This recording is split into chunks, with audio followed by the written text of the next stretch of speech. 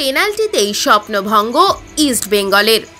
রবিবার যুব ভারতী ক্রীড়াঙ্গনে মরণবাচন ম্যাচে বেঙ্গালুরু এফসির মুখোমুখি হয়েছিল ইস্ট বেঙ্গল। শেষ দুই ম্যাচ জিতে সুপার সিক্সের আশা বাঁচিয়ে রাখার লক্ষ্য ছিল লাল হলুদ ব্রিগেডের। প্রত্যাশা মতোই ঘরের মাঠে 11 মিনিটের মাথায় মেসে বৌলির গোলে এগিয়ে যায় ইস্ট বেঙ্গল। শুরু থেকে ভালো ফুটবলও খেলছিল অস্কার ব্রুজনের দল।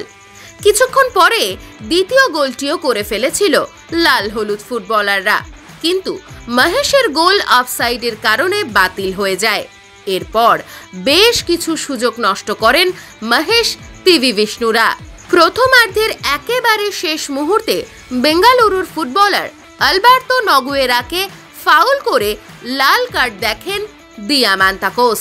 এরপর দ্বিতীয়ার্ধের শুরু থেকেই 10 জনের ইস্ট বেঙ্গলকে আরও চেপে ধরেন সুনীল ছেত্রীরা।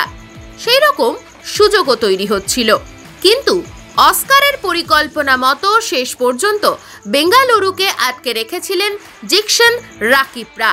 একেবারে শেষ মুহূর্তে নিশু কুমারের ভুলে পেনাল্টি হজম করে লাল হলুদ ব্রিগেড, আর সেখান থেকেই গোল করে দলকে সমতায় ফেরান সুনীল ছেত্রী।